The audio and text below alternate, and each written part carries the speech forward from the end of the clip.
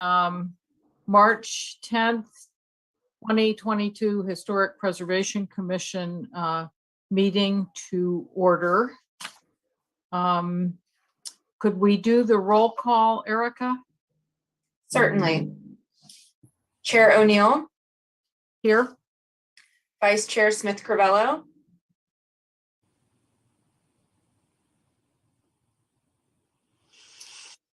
Looks like you guys are on mute. Vice Chair Smith. I am here, but Okay. I will get myself off mute as soon as I figure out how. Great. I'm not on mute. I just unmuted you. I've marked you in attendance. Okay, Commissioner Collum. Here. Commissioner Dawson. Present. Commissioner Humbero. Here. Commissioner Rath. Here. And Commissioner Rodriguez. Here. Great. And staff members present are Principal Planner Riveri, Associate Planner Buggert, and myself, Recording Secretary Barrera. Thank you. Would you like to go over the meeting procedures? We have call-in numbers and whatnot. Sure. Members of the public are encouraged to join our meetings via Zoom Gov, a secure service that connects you live with no lag time. This meeting is also streamed live on youtube.com/City of Monterey. There is a 10-second delay. It's also streamed on Comcast channel 25 up to a 90-second delay. If you would like to provide public comment, please join the meeting using Zoom or by telephone, making sure to join in time to accommodate delays. To join the Zoom meeting from a computer or phone, use the link on or the phone numbers on the agenda posted at isearchmonterey.org. Since this meeting has started, you'll find the agenda under the Recent tab. To join by telephone, dial 833-568-8864 and then enter the webinar ID. Today's webinar ID is 161-739-72120. To provide public comment via Zoom, please use the raise your hand function at the bottom of your screen. To provide comments by phone, dial *9 to raise your hand, then *6 to unmute when called upon. Public commenters will be announced using the last 3 phone number digits or the name typed into Zoom. Public commenters will be muted until it is their turn to speak. Please turn off TV or computer speakers or go to another room while connected, as background noise interferes with the broadcast. Thank you. Thank you, Erica. The first thing we have is a presentation by staff on the Mills Act program, and thank you, staff, for putting this together because it's been something we've been wondering about. So, Fernanda, I think you're presenting that. Not me, but our planner, Matthew Buggert. Okay, great. A new addition to the planning team. And yes, I think we've all been anticipating this presentation. So yeah, it's great. And welcome, Matthew. I was wondering who that was. You're in good hands. Great. Thank you all. Hello and good afternoon, commissioners. As Fernando said, my name is Matthew Buggert. I'm a somewhat recent addition to the city's planning office as an associate planner. I'm happy to be here. I'm presenting to you and providing an overview of and an update on the city's Mills Act program. I'm going to share my screen.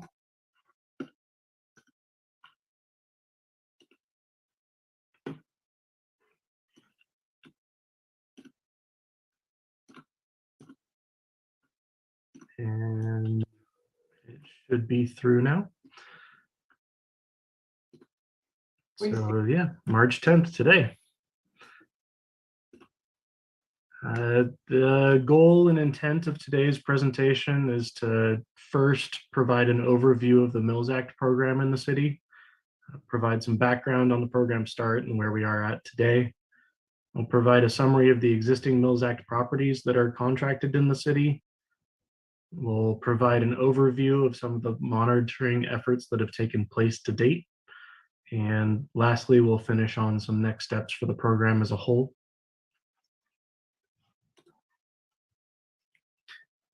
To start with some background, at the state level, the California Office of Historic Preservation oversees the Mills Act program. The program was initially started in 1972, almost exactly 50 years ago, and its overall intent is to preserve historic properties in local jurisdictions. The program does this by allowing local governments to enter into contracts with the owners of historic properties who actively participate in the property's restoration and maintenance. In exchange for the restoration and maintenance of the property, the owner can receive property tax relief. In the city of Monterey, the first Mills Act contract was executed in the year 2000. The property was 502 Pierce Street. It's right next to City Hall in the Friendly Plaza. You may recognize it from a sign permit application that went through HPC last July. In the city, properties that are locally designated with H historic zoning receive the property tax reduction. The program is designed to be mutually beneficial, like what the state law intended, with the property owner benefiting from the reduction in property taxes, and in exchange, the city is ensured that the historic building or property or structure or whatever it may be is preserved. When a historic property enters into this agreement, the initial contract duration is for 10 years. The contract automatically renews each year for an additional year, meaning that at any particular point, the contract always has a duration of approximately 10 years out from that date. If a new owner purchases a Mills Act property, the contract runs with the land. This means the lower tax rate continues to apply for future owners, and also the obligations of maintaining and restoring the property also remain in effect for those future owners. Any new property owner must continue to upkeep the property as long as the contract is there. In order to enter into the contract, the property must meet certain eligibility requirements. The property must both meet the requirements for H historic zoning, which includes both H1 and H2 properties, and be zoned as such. H1 properties are those that are state significant, and H2 are those that are locally significant. There's a few other intricacies, but that's generally how we can think of those.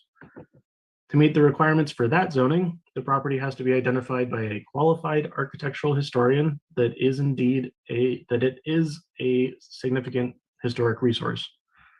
Also, the finding must be made that granting the contract will serve to offset the costs of maintaining the resource.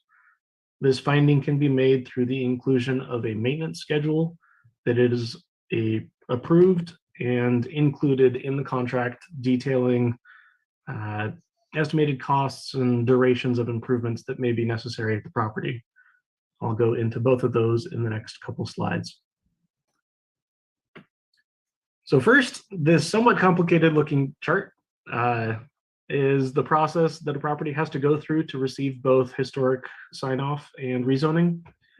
It starts in the upper left in that bolded box, start here. Applications are submitted to the planning office, including the historic report from the qualified historian that the property is indeed qualified to be historic. Once the application materials are deemed complete, the Mills Act contract is presented before you, the HPC, highlighted in the upper right corner. You may decide at that point to recommend approval or denial of the proposal. If denied, the applicant can either decide to revise the proposal or amend their application, maybe something was missing, or withdraw the application. If approved, the project moves forward, and also the application to rezone the property to the historic designation is presented to the Planning Commission. So there's kind of two different tracks going on here, where the historical significance is being looked at by the HPC and the rezoning aspect is looked at by the Planning Commission. Usually one informs the other, but either way, both of those recommendations go to City Council for the final approval. So once both of those organizations have recommended, the application is presented to City Council where the final decision is made. And once the process is complete, the property is considered a historic property under a Mills Act contract. So it's quite the process to go through. And yeah, as a portion of this contract is the maintenance schedule. It may be a little bit small as it goes through Zoom, but it's a snapshot of somewhat standard maintenance schedule as a part of these. Let's see if I can zoom in here. On the left side, there are various maintenance activities that the applicant is supposed to do. It's painting the structure, it's inspecting the roof, it's doing lawn care, plumbing. And then the next thing that's considered is the frequency, either the frequency or when it has to be done by. So it could be yearly, it could be one time, it could be monthly, it could be every 6 years, 15 years, on a site-specific level. And then some estimated costs, at least at that time. So in 2010, it may be a certain dollar amount to do something, and then later on, these charts usually have an asterisk at the bottom saying the cost estimate should follow whatever year is associated with the activity. Let's see. When it comes to the historic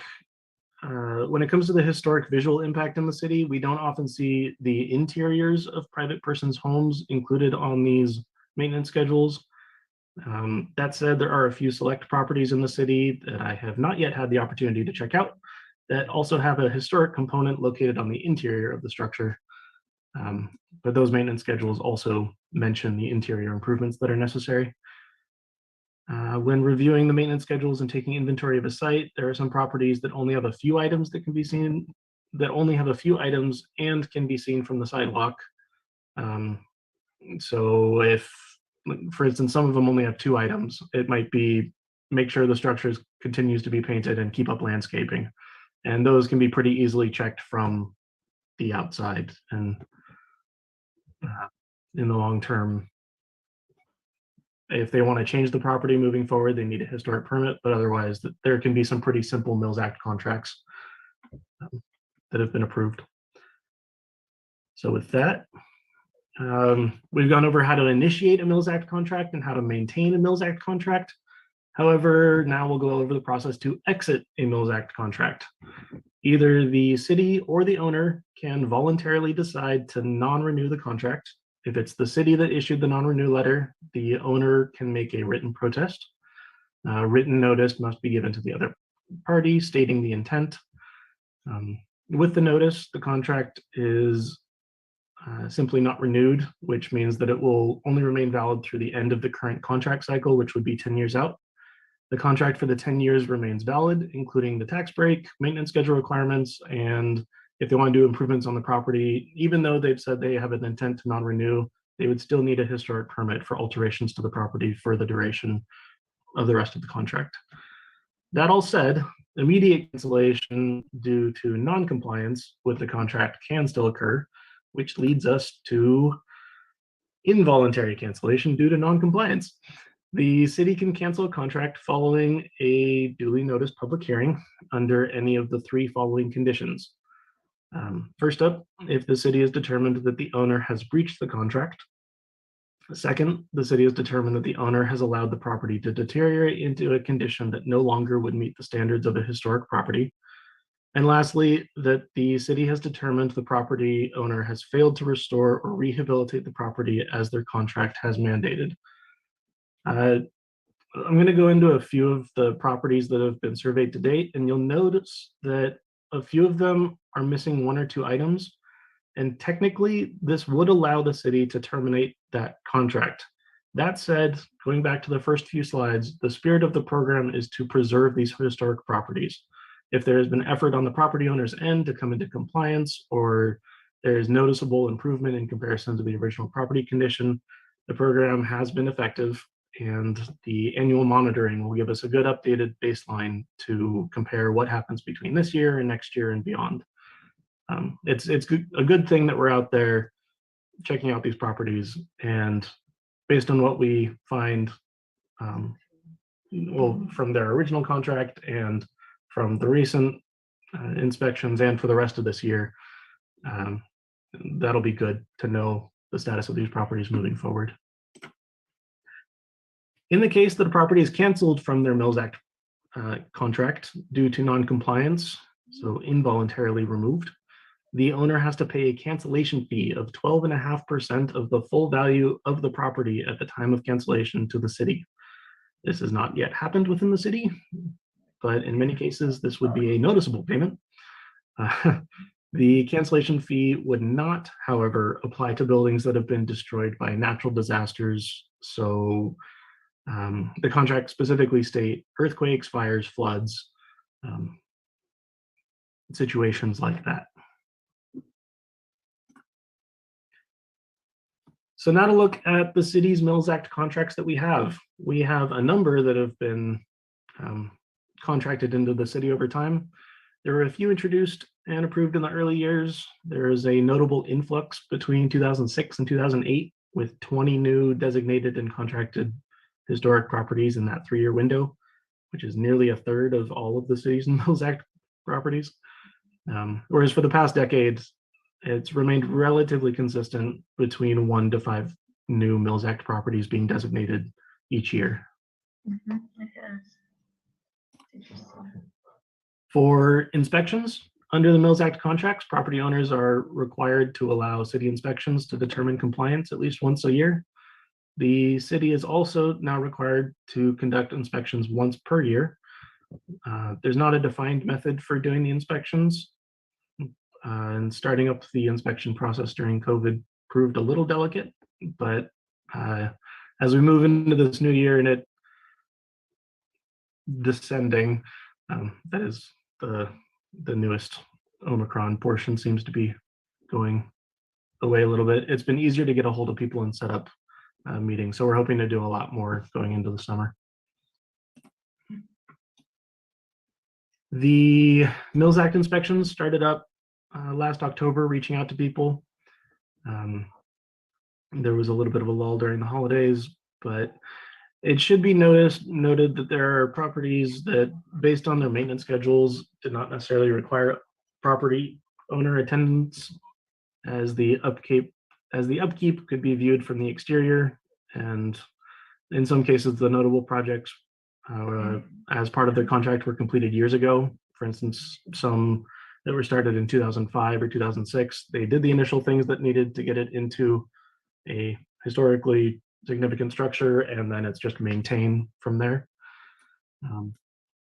Thus far, only 10 properties have been able to be surveyed in person. However, in the time between when this presentation was prepared and now, which is about 2 weeks ago, 3 more properties have been surveyed, so hoping to include those in the next update.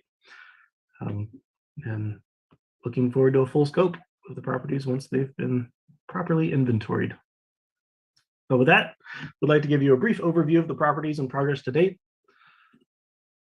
And so far, the vast majority of properties were largely in compliance. Out of 112 inventoried activities, so different maintenance schedule items, 94 of them could be signed off as complete, which is pretty good. I'll dive into some examples right now. First up was 681 Madison Street. This was an example of a property that is fully in compliance. It was designated in 2007 and been well maintained.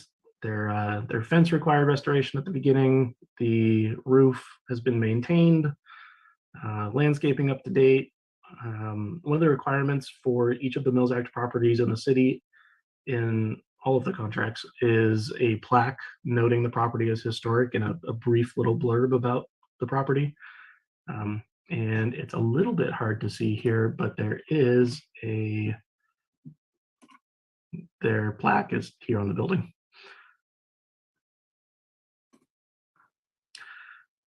Some more properties deemed in compliance include both 761 Jefferson Street and 801 Jefferson Street here. 761 Jefferson Street is one that the planning office has been working with recently and is the next agenda item for today's meeting, with an item regarding restoration of their entry walkway. That property was designated in 2006. It has its plaque and is looking good. 801 Jefferson has its plaque installed as well. It's not really in this photo, but it's just to the right of that walkway.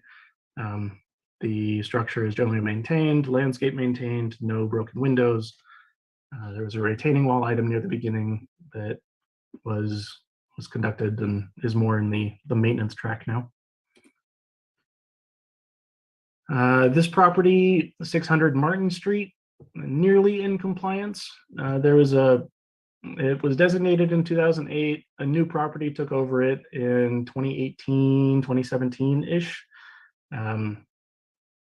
The electrical systems inside were meant to be upgraded, and they are working on that. They have a application in with the building department. Some of the wire work in there was a bit of a safety concern, and it being a wholly wooden structure, except for a beautiful stone fireplace, it's good that they're going through this update. They also restored their shingles last year, which was a nice visual improvement to the top of the structure and was also included in their Mills Act contract. The next property, 733 Madison Street, designated in 2016. These are properties that are nearly in compliance, but missing a few things.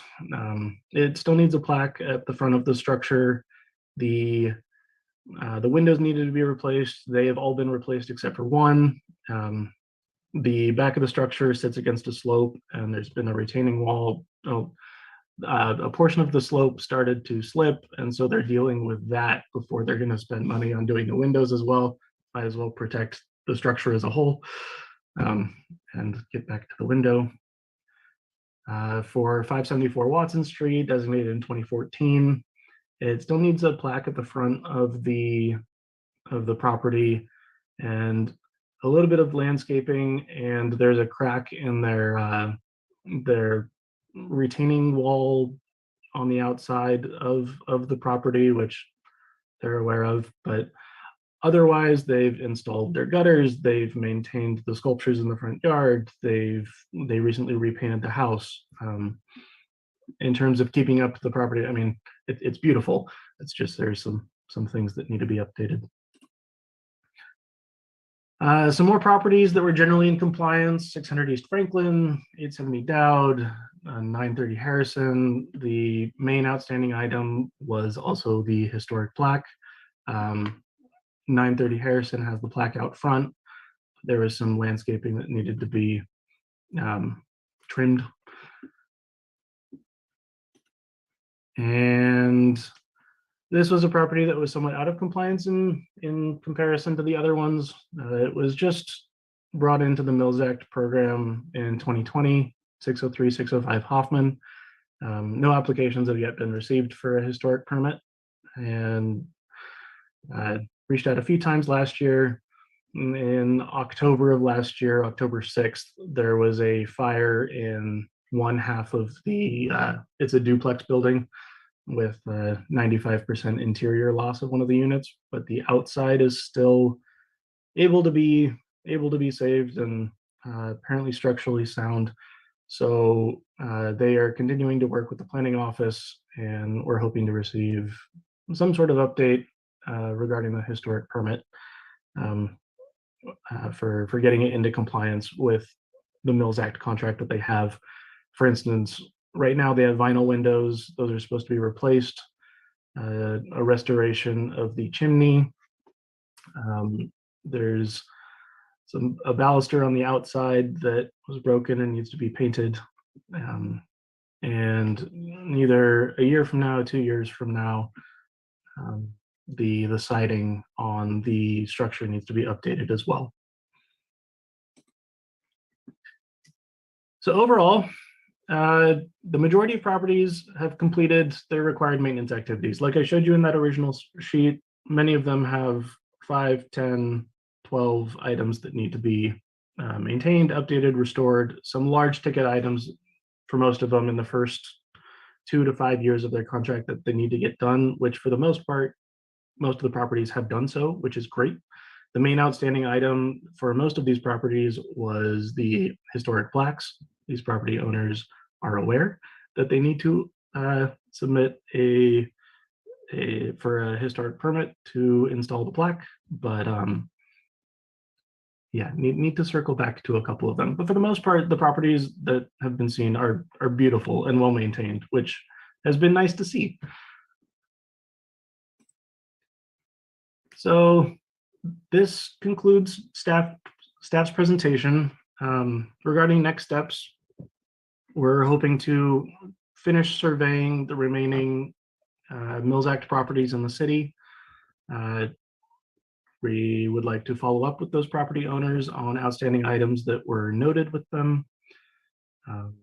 When this first year is done, we'd like to prepare a summary report of all the properties so that we have something to compare to in future years. And lastly, I hope to provide both a mid-year update and an end-of-year update. Probably when we've done around 30, 35 properties, and then when we've done all 65 properties and have some overall numbers that represent the whole of the city. So thank you for your time, and that's what I've got. Thank you, Matthew. Do any commissioners have a question? Lori?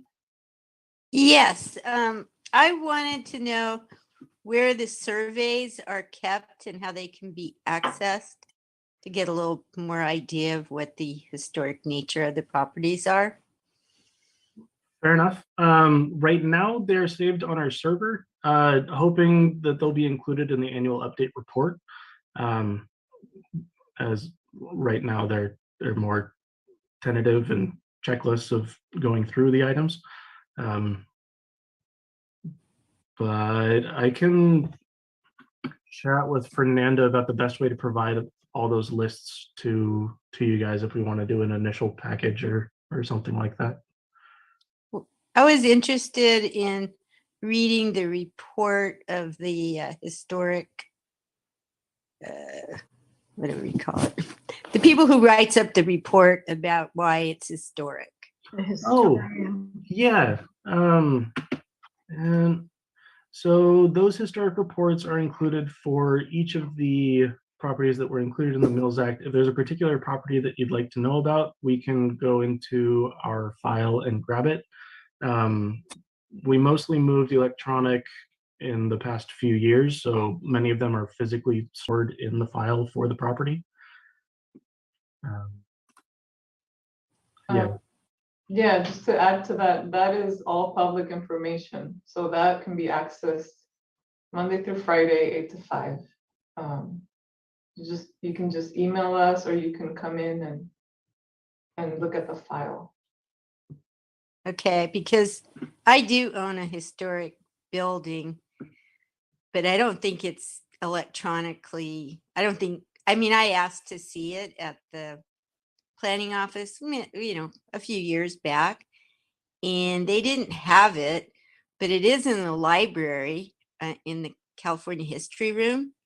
So I was just curious if these properties could be, you know, copied and then put into a binder at the California History Room, which would make them accessible to the public. And perhaps my building could be in the planning office as far as, you know, what its history is. That makes sense. Okay. Yeah, I can work with you and locate that file at the history room, and we can copy it over to our planning files. That should be Okay.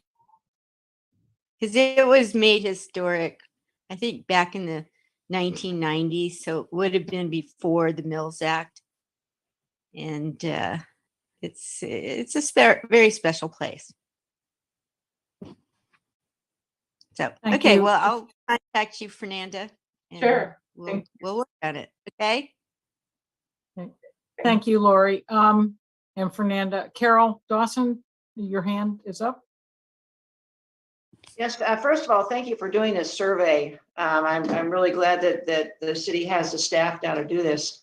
Geraldine, yeah, woohoo! Geraldine and I started to update the Mills Act list, and we were raring to go, but we ran into a problem with the iSearch. I mean, we need a tutorial. The iSearch wasn't working the way we thought it should work. And I mean, we're happy to continue with that if we could have a little tutorial on how to make the iSearch work for us. And then also my question was, what is the penalty for non-compliance? Because, for example, that the house with the fire 603, 605 Hoffman, it was more than a year and they had not done anything at all, because the aluminum siding needs to be replaced, as you mentioned, in the windows. So is there any kind of a penalty for people who don't do anything, or they aren't making any effort at all? And plus, it's income property. It's duplex, it's rented. So they have no excuse. Yeah, so going back to, I just realized that I'm sharing my screen still. Going back to this slide, the penalty, so right now that property is receiving a tax benefit being in the program. And if they were to be removed from the program, they would no longer receive that tax benefit. When it comes to a contract being canceled, the penalty would be the cancellation fee, which is the 12.5% of the value of the property would need to be paid following that determination. Well, see, the problem is, though, they collected the savings, the tax savings, for more than a year before the fire, and they hadn't done anything. And so I'm wondering if there's any kind of a penalty. I mean, without canceling the contract necessarily, but if there's any kind of a penalty for people who are taking advantage of the tax reduction, but aren't doing anything. I mean, it's not fair to the people who actually are working on their houses. Yeah, I may have to get back to you on that. That particular question I haven't looked for in the contracts, but that's a good point. Yes, so there is no penalty other than this non-compliance cancellation fee. It looks like this may be a kind of a unique situation where they had not reached the end of their needing to comply period, say just a year, and then they had a fire, which puts it into another category. So that's another conundrum. I see that Juan has his hand up. Yes, hi, thank you. So I actually live by that house. I think they tried to do some work on it, and the city, they probably didn't get permits because for months and months and months, it had that notice of, work stop order or something like that. So I think they were working on the entrance to the building. So that might have been why it was delayed. Maybe they were trying to do stuff related to the contract, but they couldn't because they didn't get the proper permits. But I wanted to ask you, I walk my dogs there often, so that's why I kind of saw, and I saw when it burned down and it was on next door and everything. So, but I wanted to ask you about the cancellation. When you say fire, is this considered, well, what do you consider natural disaster? What if I fall asleep smoking and I burn my house down? Is that a natural disaster? Or is it more like lightning over at the fires that we've had in Big Sur? Yeah, when it comes to the interpretation of the contract itself, it's something that the city hasn't dealt with before. In talking with Fernanda and about this presentation, I know we were trying initially to focus on the overall status of the Mills Act program, and if we want to shift into discussing this particular property or precedent moving forward, This is, no, this is Okay. totally perfect. So I don't want to put you on the spot to answer right away. I just flag it for you and for the planning department and the city. We're not in 1970s New York where they were purposefully burning down buildings, but in my opinion, a property owner shouldn't get, shouldn't be, the fee shouldn't be waived if by neglect or other human act, meaning not an act of God, the building burns down. Because then, I mean, you're talking about incentives, right? And people are very incentivized by money. So I'm not saying that this house was burned on purpose by one of the tenants, not the owner. But that's just flagging it for you when you do come up with that interpretation, or if you have a manual of interpretation, maybe just kind of defining what that cancellation fee does not apply to buildings destroyed by natural disaster. What is a natural disaster? Because I don't think we should let owners off the hook, say if they neglected electrical for many years, or for whatever reason, right? But of course, if lightning strikes, then that's very different. Thank you. Completely understood. Thank you, Juan. I have a question. You list percentages on some of these properties. So 600 Franklin needs a plaque and it's 75% complete. And one of the others needed 733 Madison needed a plaque and a window, but it's 91% complete. So yes. So the maybe that's not something that should have been included in this report, and more when we had all of the numbers there. The reason why one is 75% is because 3 out of the 4 required items was complete. So it was 75% of it. And for the property that had both the plaque and the window that wasn't complete yet, they had more stuff that they had to do. Got it. They had done a lot of it. They just hadn't done those 2 items. All right. Okay. That makes perfect sense. Okay. Thank you. Are there any other questions or comments? Geraldine? Hi, thanks for recognizing me. I think it's all right to include that. You should just make a little note in terms of the percentage category is the number of items successfully completed and number of items remaining, something that explains it. So it's easy for people to read. The other is, have you encountered a house yet who just doesn't seem to, I don't know. Well, I'm thinking of a particular property and it's not on this list. And they were supposed to do something with a window in a bathroom, and they didn't really follow through on it. And so I drive by it every day and I see it, and it still seems like there should be a follow-up saying you didn't really do what you said you would do. What you did was not consistent with the direction you had. Something that is, I think just throwing something up there and having to paint a different color, having the actual remedy, not what was described to them. And members of the commission worked hard on trying to make it a good description. They just didn't do it.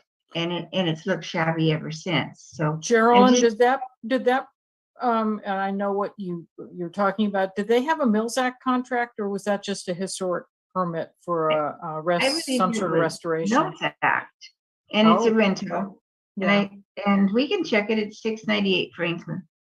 I mean, I just happened to see it, and so I thought, I was wondering about that, but also in general, if somebody kind of does something but it doesn't meet a very high criteria, how do they consider that? And I guess, Matthew, you'd have to discuss that. Do you evaluate the work that was done at all and provide direction in that area?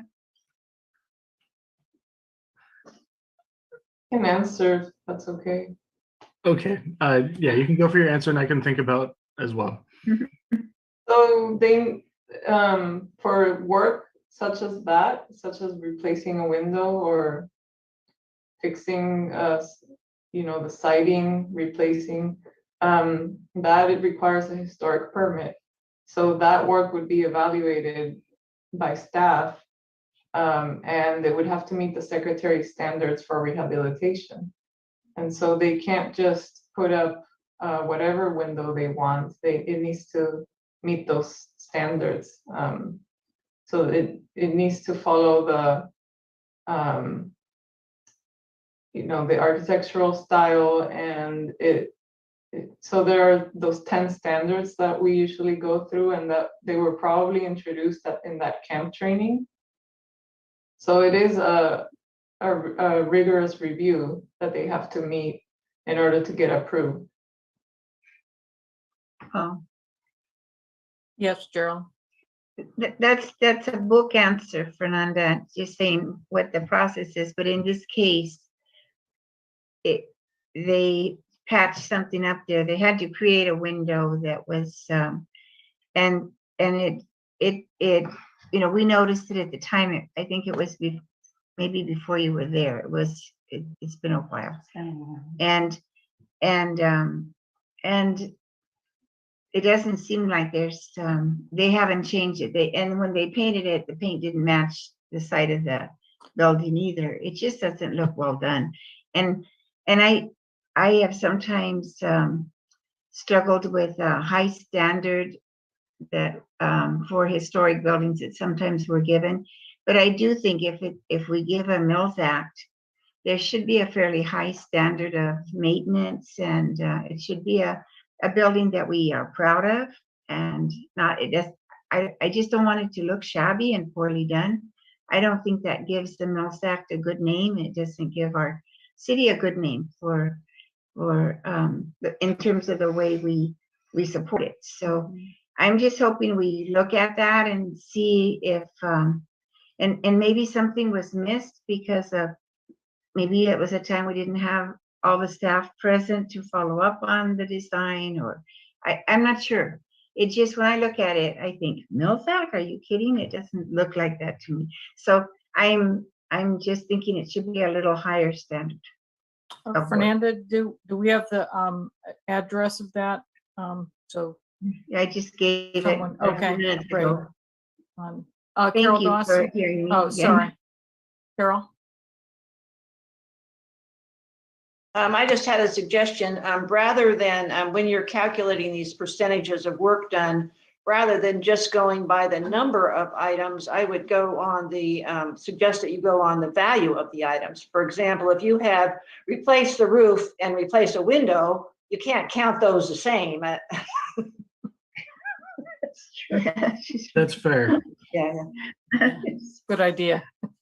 Yeah, and on that, for Jerry Lynn's comment about how things are assessed, for some of the properties, like that one with the one window that they hadn't yet gotten to, their line item there was replace all, and they had done all except for one, and so it was still marked as it was either a success or a failure for any particular item.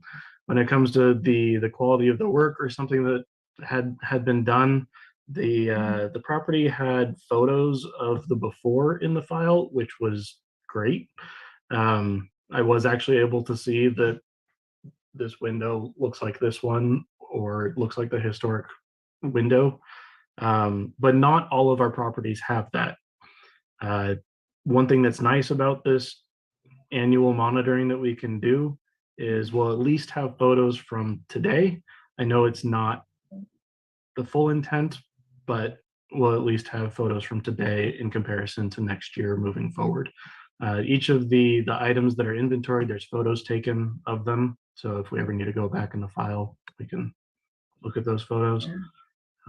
But yeah. Thank you. Just Yes, in Gerald? conclusion, I really do appreciate the fact that we're doing this. I'm so glad we have enough staff to do it now. We have been talking about it for a number of years. And I think it's even better than what Carol and I were trying to do. to have staff involved in it. So I am really so happy about it. Thank you very much for your work, Matthew, and for the whole office. Thanks for supporting this and directing staff to do it. I'm going to give kudos to the staff and to the people on the commission that nag until they get tired of hearing it. Lori? Take off, unmute. Okay. You're now muted again. Sorry. Okay, so I was wondering if after they complete all their work, does the Mills Act continue for ongoing maintenance? Yes, the city is required to do the inventory of all properties every year. So on average, I'm supposed to be doing a little over one survey per week. Some weeks the past month, I did 2 in 1 week and 1 this week. So hoping to hit all 65 of them before the end of this year. And then do it again next year. That's not really the question I Oh, I'm sorry. have. Yeah, it's okay. So people have their list and they complete everything. Does the Mills Act stop or does it continue for ongoing maintenance? It continues for ongoing maintenance. Okay, so it's just a straight 1/2 of their property tax is continuing to be an incentive to keep the buildings repaired. Old buildings always need a lot of work. Yes, the tax incentive stays there and it's intended to be for maintenance activities. Okay, so after 10 years, it doesn't expire. Right. Each year, on January 1st of next year, the contract will be renewed for another year at the end. So it'll be 10 years out and then 10 years out and then 10 years out each year. Okay, great. Okay, thank you for that. Thanks. Are there any other questions of Matthew or on the Mills Act? That was great. Thank you. We're going to close that item and go to consent items, and I don't believe we have any. And Erica or Fernanda, you'll jump in if I'm misreading this. We're now I'm sorry. Sorry, we do have the minutes. Yeah, I'm moving right to the minutes. We have approval of the minutes. Are there any additions or changes to the minutes for the January 13 meeting? And we need to open it to the public also. Oh, thank you. For the minutes? Yes. Oh, I also see Commissioner Dawson's hand raised. Did you have a? oh yeah, up there in my corner of my screen. Yes, Carol. Okay, I just had a couple of suggestions for additions. At the beginning of the meeting, Fernanda explained about the criteria for giving a house a Mills Act contract and for taking a house off of the list. And that the requirements are exactly the same for both of those. And I think that I didn't see that in the minutes. A good point.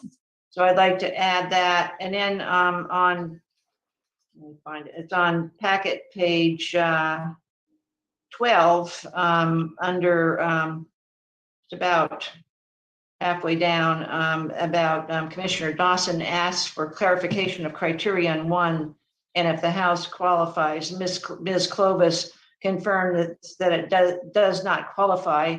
I'd like to add something to the effect that Ms. Clovis did not explain why the property did not qualify. She just said it does not qualify. Well, that was my recollection also. So thank you. Mhm. Any other corrections or additions? Can we have a motion? Oh, do I need to Go ahead open and remind the our public. minutes up? That's a consent agenda item, isn't it?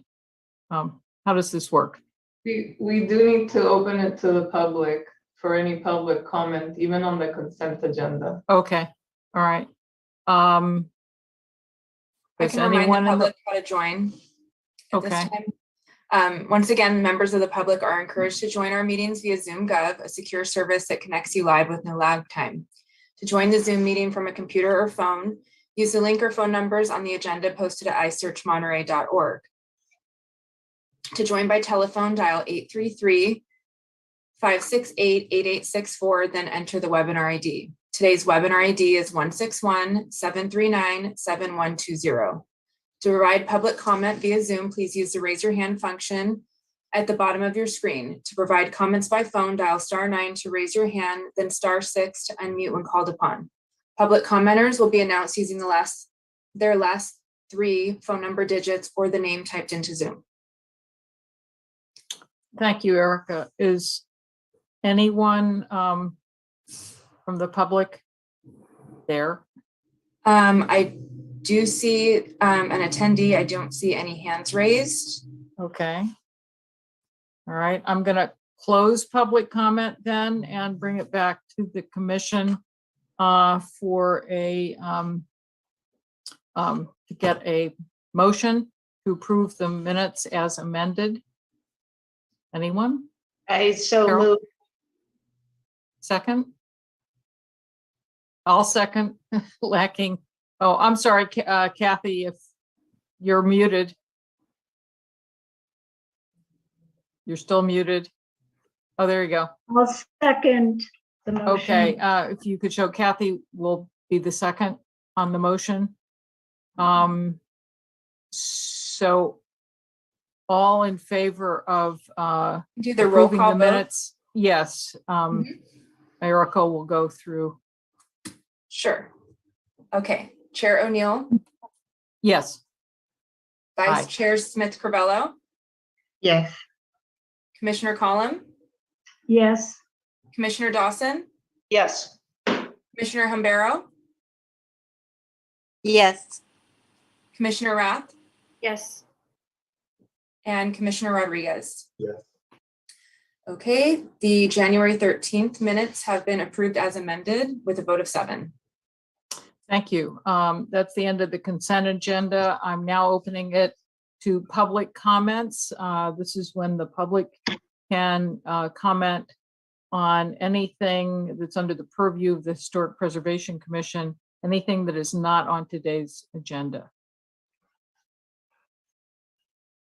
We're still not bringing them in. Okay. Okay, no hands raised. No hands are raised. Okay, great. So we'll move on to public hearing, agenda item number 4, which is to consider 761 Jefferson Street, permit extension of historic permit to allow exterior alterations. Staff? oh, wait. Wait, sorry, Carol. Yeah, sorry. I have to recuse myself because I own property near this home. Okay, So I am going to mute myself and turn off my video. okay, thank you. Thank you, Chair. I will give a presentation about this permit extension application. My name is Fernanda Roveri, Principal Planner for the City of Monterey. And this is a permit extension of historic permit HP 200036 to allow exterior alterations at 761 Jefferson Street. And this is one of the Millsack properties that is largely in compliance, as Matthew mentioned. The project location is again 761 Jefferson Street. There is a front staircase and a ramada in the back. And that is the focus of the historic permit. So the ramada is again at the rear of the main building, and the historic permit is to repair it. The roof is deteriorated and is only covered by currently deteriorated wood. And so the proposal is to replace the wood substructure and add mission tile roof covering consistent with the main house. And the applicant also proposes to install a chimenea within the existing ramada. And so that's sort of what it would look like.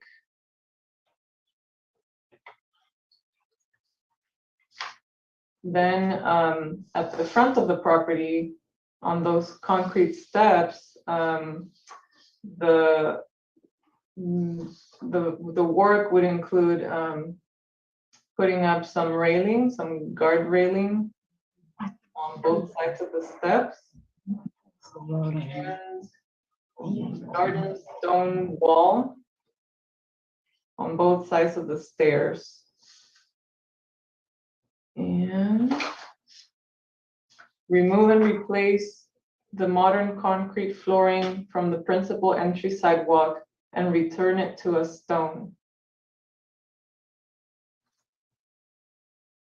So this is just a close-up view of that.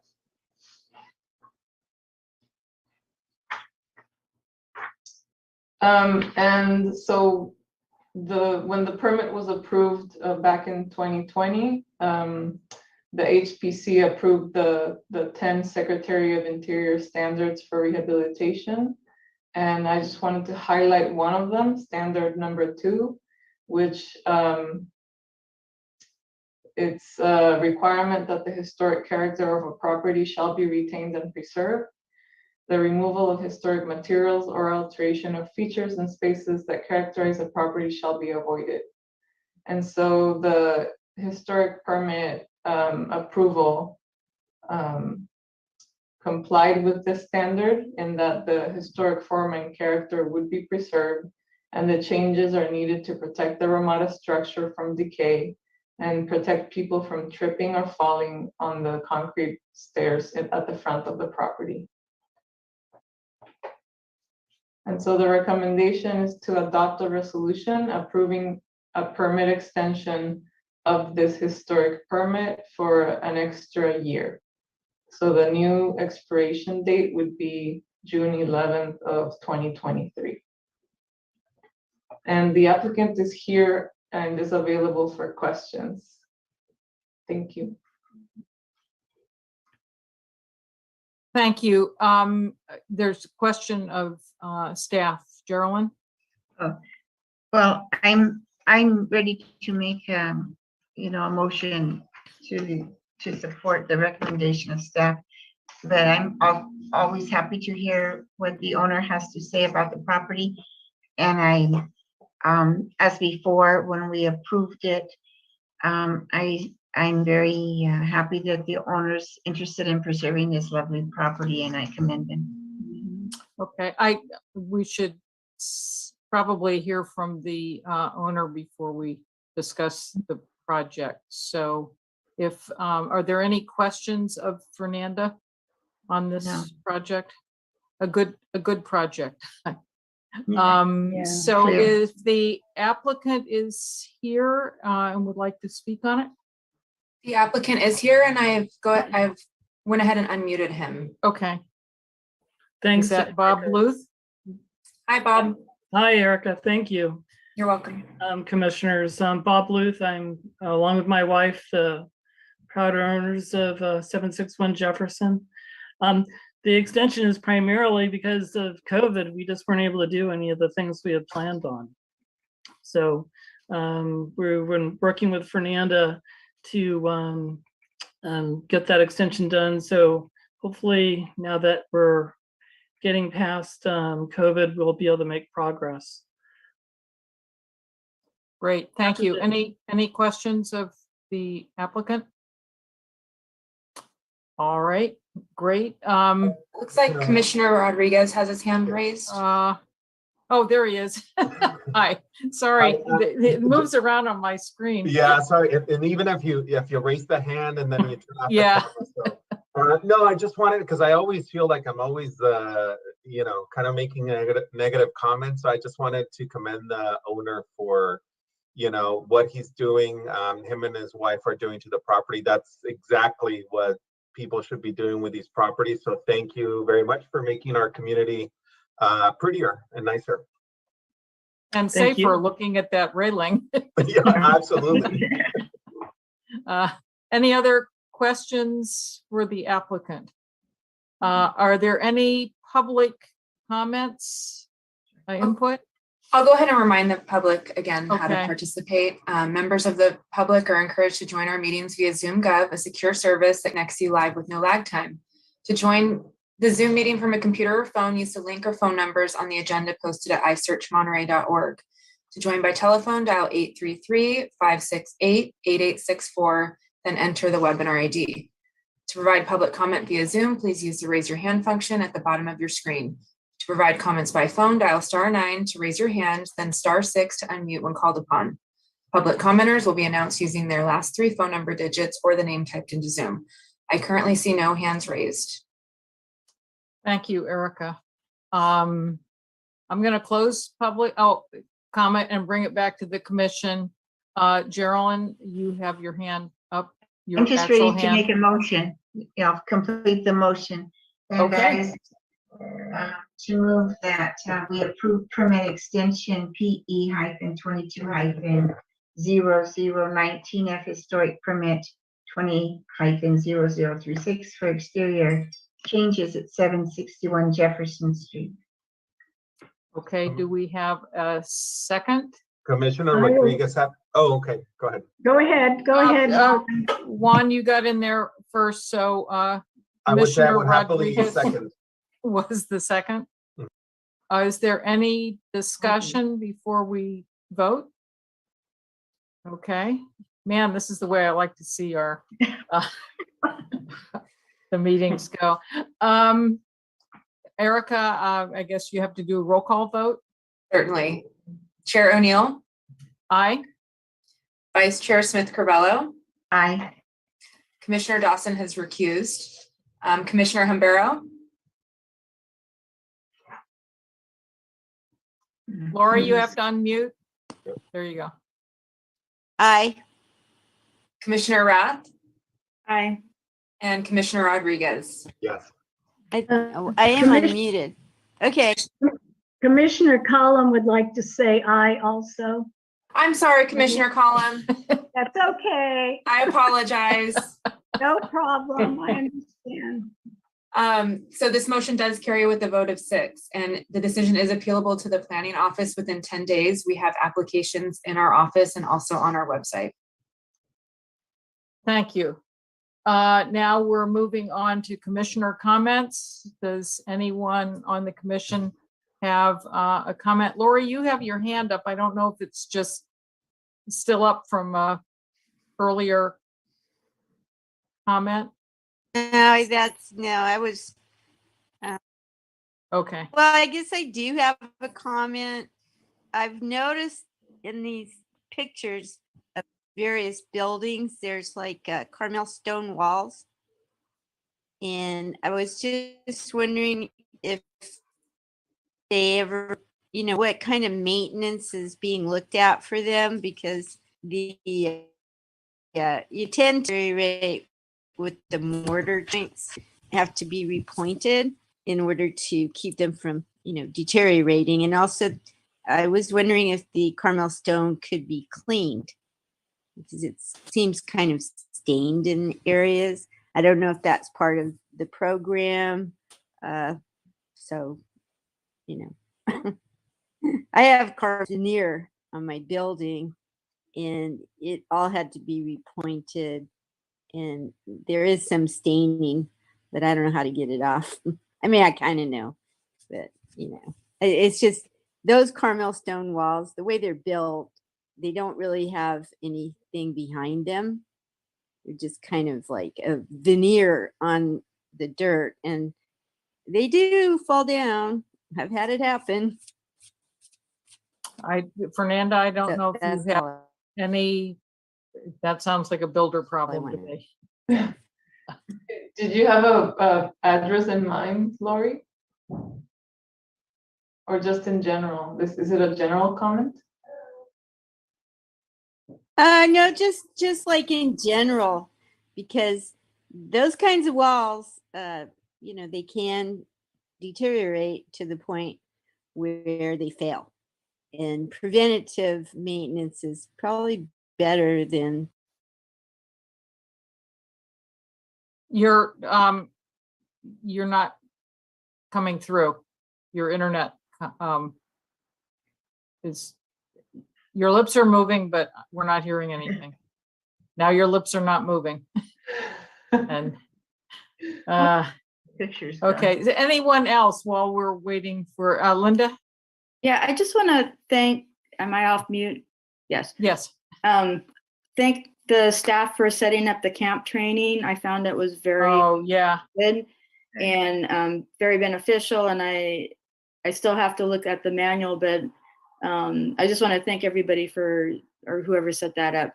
Yeah, Geraldine, I think, saw it to start with and recommended it, and I agree with I you. seem to be unmuted. Now There's we no can little hear red you, line. Lori. But I think there's something going on with my computer. You can't Okay. hear me, so We've moved, we can come back we'll to, just skip it. okay. So we're talking about the camp training, and I agree, it was very good. The handouts actually had a lot of good information, and a couple of them were about the value Oh, you of can't. historic properties. And I thought those would be good, maybe for the city to give to people who may be considering being delisted or listed or whatever, because it talks about how much more your property is worth if it's historic, and the properties around it. So those, I can't remember who wrote them. One of them was they're well-known architectural historians that've done work for the city, but they're nationally known. Nori Winter is one who wrote one of them. But it's worth, people are so afraid of historic preservation that having those articles might be beneficial. So just a suggestion. Any other comments from the commissioners? Yes, Geraldine. And just, the city, I think, is beginning to open up in terms of,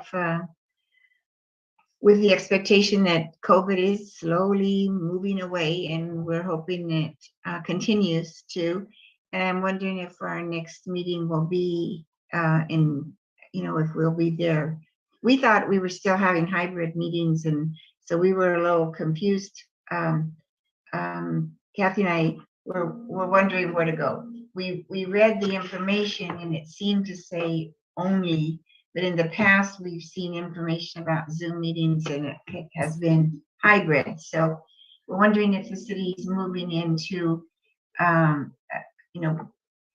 real life attendance at the next meeting, or if they want to continue meeting this way. Yeah, I can speak to that. So the city council, every 30 days, the city council has to vote whether to have hybrid or Zoom only meetings based on the status of the pandemic. So the next time that they will vote is March 15th, which is next Tuesday. And at that time is when we will know whether our meetings will be all Zoom or hybrid. So I can't tell you just yet. That's good information. At least we know the process. Thank you, Fernanda. And everyone's confused, Geraldine, on I was gonna- everything. Yeah. Carol. Yes, Carol, Kathy. It's Kathy. Fernanda, you're going to have a phone message from me this afternoon. I called you from my job in Carmel. Where are we? So just ignore it, please, okay? Okay. Overcome by events. Okay. Are there any other commissioner comments? Yeah. Carol, if I could continue, Sean Briscoe at the library, I'm on his email list, and there have been some really good historic programs I just like that I tend to connect with. And on March 10th, that was today, But they're all March 17th, Curating the Pat Hathaway Collection in the History of Monterey County by James Perry, the Historical Society Director over there in Salinas, and Kent Seavey will be discussing the curation of the Pat Hathaway Collection and the History of Monterey County from 4 to 5 p.m. on St. Patrick's Day. And then Sean has been notifying about the History Slam. Their 3rd annual one will be May 7th. I tuned in last year. It was like 4.5, 5 hours, but it was very interesting. Lots of good presentations from noted historians in the area. So you might want to check with the library or get on this list that I'm on because it's really interesting. Tim Thomas has done some of the talks and so forth too. Thank you. Is that on the library's website? I'm assuming it'll be a Zoom. Yes, I assume you can do that. Like I say, Sean Briscoe sends this out too. And Okay. he's in charge of the programs. and Great. historic Thank you. talks. Thank you. Sure. Anything else from the commissioners before we move to the staff comments? Okay, let's move to the informational reports and staff comments. Can Carol Dawson come back for that? Yeah. I was Oh, just well, thinking- I don't know how to get in touch with Carol Dawson. I I don't guess I either. could find my cell phone and call Want me her. to call her? I have my phone. here. Sure, What's Carol's thank phone you number? for thinking of, I have her you know, number right here. I have you. Fernanda, you have any? Okay. Oh, So, she's kind of here. Go ahead and call her. Go ahead, Fernanda, I'm sorry. okay. So on the February 15th council meeting, that's the last time that the council voted on remote teleconference meetings. And so at that time, they voted to have Zoom only public hearings. But like I said, March 15th, they will revote again. And then for the February 22nd Planning Commission meeting, that the 470 Foam Street item that the HPC denied, the Planning Commission overturned the HPC's decision. So they took the property off the historic list. Okay, thank you. And that's it. All right, Can I ask a question? Yeah. Amanda? And what was the reasoning for them to take it off? Did they give a reason? I didn't watch the entire meeting, but they basically agreed with the historic survey prepared, the intensive survey prepared by Ms. Clovis.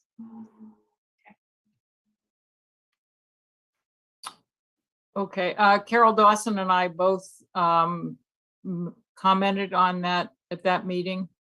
And I did not stay to hear the entire meeting because it was getting a little, okay, one might say snarky, but anyway, I didn't stay. I don't think Carol Dawson stayed on past our 3 minutes of comments. But it seemed from their that they were going toward taking the paid consultant. She's the qualified professional.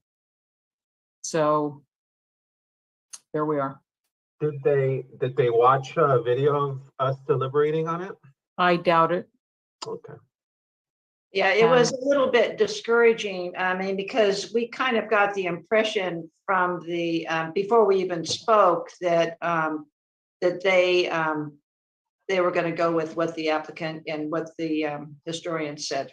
I did suggest to Fernanda after that meeting that perhaps they should have our minutes, because the minutes pretty much laid out at least our arguments, which I think is beneficial.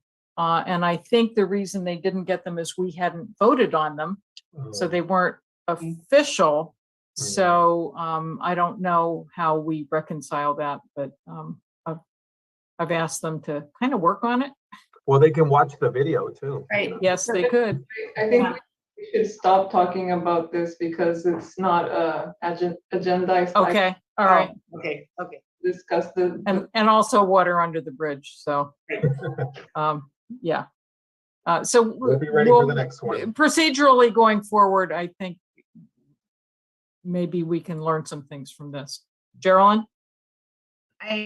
One comment, I believe Kim took the reasons down that you voted. She did. as- That was all in the So that findings. was Yes. presented to them. They're not going Yeah. in blind. They are Yeah. having the reasons that but when they see a divided recommendation, then that gives them a little more flexibility. They're going to do, they have a little different criteria than we do, I think.